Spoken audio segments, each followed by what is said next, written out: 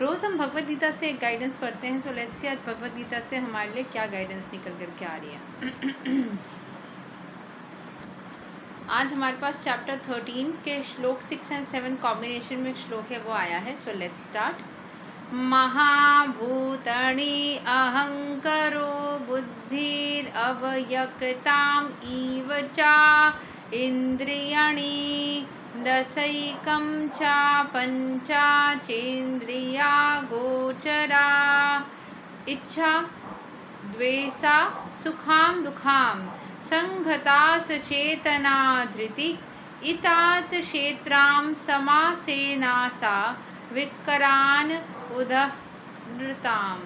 The five great elements: false ego, intelligence, the unmanifested, the 10 senses, and the mind. The 5 sense objects: desire, hatred, happiness, distress, the aggregate, the life symptoms, and the convictions. All these are considered in summary to be the field of activities and its interactions. तो भगवान यहाँ पे क्या बोल रहे हैं?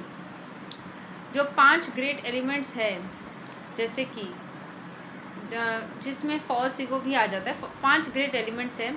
False ego हमारा intelligence, जो चीज़ हम मैनिफेस्ट करते हैं, मतलब जो या नहीं कर पाते हैं, ठीक है, जो चीज़ें हमारे लाइफ में हमें नहीं मिलती है, जो हमारे 10 सेंसेस है, जो 5 ऑब्जेक्ट है, जैसे कि डिज़ायर है मन में, हेट्रेड है, खुशी है, दुख है, लाइफ के अलग अलग सिम्टम्स है, इनको समरी में हमारे फील्ड ऑफ एक्टिविटीज़ के जैसे कंसिडर किया जाता है। अब इसको थोड़ा एक्सप्लेनेशन को देखते हैं। From all the authoritative statements of the great sages, बड़े बड़े मुनि ऋषियों के हिसाब से the Vedic hymns and the aphorisms of the Vedanta Sutra, वैदिक जो हम लोग श्लोक आदि पढ़ते हैं, the components of the world can be understood as follows. जो दुनिया के जो कॉम्पोनेंट्स हैं वो ऐसे समझा जा सकता है।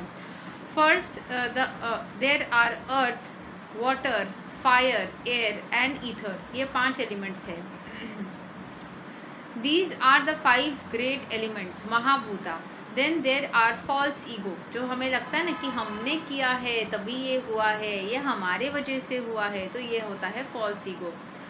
Intelligence and the unmanifested stage of the 3 modes of nature. जो अनमैनिफेस्टेड स्टेज है, जैसे मतलब कोई एक चीज़ हम लोग जो चाहते हैं, वो चीज़ पाने की इच्छा रख रहे हैं, वो पूरी तरीके से मिला नहीं है, तो वो भी अनमैनिफेस्टेड स्टेट में है। Then there are 5 senses for acquiring knowledge, the eyes, ears, nose, tongue and skin. Then 5 working senses, voice, legs, hands, anus and genitals. Then above the senses there is the mind, which is within and which can be called the sense within. तो 5 sense organs है और 5 working senses है और एक mind है जो पूरी चीज़ों को मैनेज कर रहा है। Therefore, including the mind, there are 11 senses altogether. Then there are 5 objects of the senses: smell, taste, form, touch and sound. Now the aggregate of these 24 elements is called the field of activities. If one takes an analytical study of these 24 subjects, then he can well understand the field of activity. Then there are desire, hatred, happiness and distress, which are interactions, representations of the 5 great elements in the gross body. The living symptoms represented by consciousness and conviction are the manifestation of the subtle body, mind, ego and intelligence. These subtle elements are included within the field of activities. हमारे मन में बहुत सारे जो मन विचार होते हैं ना, कुछ सटल मतलब बॉडी के अंदर 3 चीज़ें होती है जो दिखती नहीं है बट वो होती है, जैसे कि हमारा माइंड, हमारा जो इंटेलिजेंस, वो दिखती नहीं है ना, एब्स्ट्रैक्ट है। हमारे अंदर की ईगो, ठीक है, तो ये सारी चीज़ें काम कर रही है, हमारे कॉन्शियसनेस को वो रेगुलेट कर रही है, मैनेज कर रही है।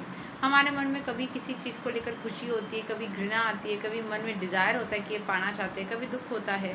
तो इन सब चीज़ों को हम जो अंदर फील करते हैं, ये 24 एलिमेंट्स इन ऑल होता है, ठीक है। Smell, taste, form, touch, sound, ये सारे एलिमेंट ऑब्जेक्ट्स होते हैं जिसके ज़रिए हम कोई भी चीज़ को फील करते हैं। उसका स्मेल से उसको फील करते हैं, उसके टेस्ट से उसको फील करते हैं, उसको देख करके, उसके आवाज़ सुन करके हम चीज़ों को फील कर पाते हैं। The 5 great elements are a gross representation of the false ego. जो एलिमेंट्स है, जैसे कि जो फर्स्ट में earth, water, fire, air and ether, ये फॉल्स ईगो का रिप्रेजेंटेशन है, which in turn represents the primal stage of false ego, technically called the materialistic conception. False ego मतलब मटेरियलिस्टिक चीज़ें जो एक्चुअल में है, होके भी नहीं है, मतलब भगवान ने उनको बनाया है, वो खुद से नहीं हुए हैं, बट वो फिर भी कितना कुछ प्रोवाइड करते हैं। वो इसीलिए प्रोवाइड कर पाते हैं क्योंकि भगवान ने उनके अंदर पॉजिटिविटी डाली है।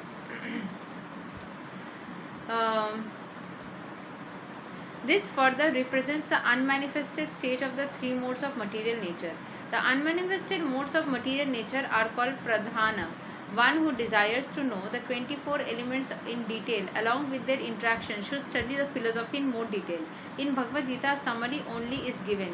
The body is the representation of these factors, and there are changes in the body which are 6 in number. The body is born, it grows, it stays, it produces by-products and then begins to decay, and at the last it vanishes. Therefore the field is non-permanent.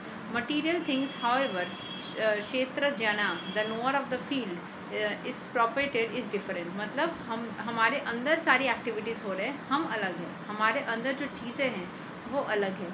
हमारा जो शरीर है वो नष्ट हो जाती है, but अंदर का जो सोल है वो नष्ट नहीं होती है। और ये जो शरीर है वो कैसे काम कर पाता है, क्योंकि शरीर के अंदर बहुत सारे एलिमेंट्स है, बहुत सारे एलिमेंट्स है जो इसको काम करने से 5 सेंस ऑर्गन्स नहीं है, 5 सेंस ऑर्गन्स, वर्किंग सेंसेस, फिर जो ऑब्जेक्ट्स हैं उन ऑब्जेक्ट्स के कुछ क्वालिटीज़ जिसके ज़रिए हम उनको फील कर पाते हैं। इस तरीके से हर एक एक्टिविटी हो पाती है। तो ये पूरे एक्टिविटीज़ करने के लिए भगवान ने नहीं बनाया है, भगवान ने ही बनाया है, इंसान ने नहीं बनाया है। तो इसको भगवान ने बनाया है और इसके लिए हमें भगवान के प्रति ग्रैटिट्यूड रखनी चाहिए। वो सबसे बड़े साइंटिस्ट है जिन्होंने इस पूरे चीज़ को, पूरे ब्रह्मांड को, पूरे सिस्टम को बनाया है। ठीक है। सो इस वजह से हमें भगवान के प्रति ग्रैटिट्यूड रखना चाहिए और भगवान के हर एक एक्टिविटीज़ जो भी उन्होंने किया है उसके लिए हमें पॉजिटिविटी मेंटेन करना चाहिए। ठीक है। So this is what it is. So अगर आप लोगों को भगवद गीता के और भी श्लोक से जानने हैं स्पेसिफिकली, आप श्लोक से लिख के मुझे भेज सकते हैं किस चैप्टर का ये श्लोक हमें जानना है, समझना है, एंड वो श्लोक हम एक दिन करेंगे।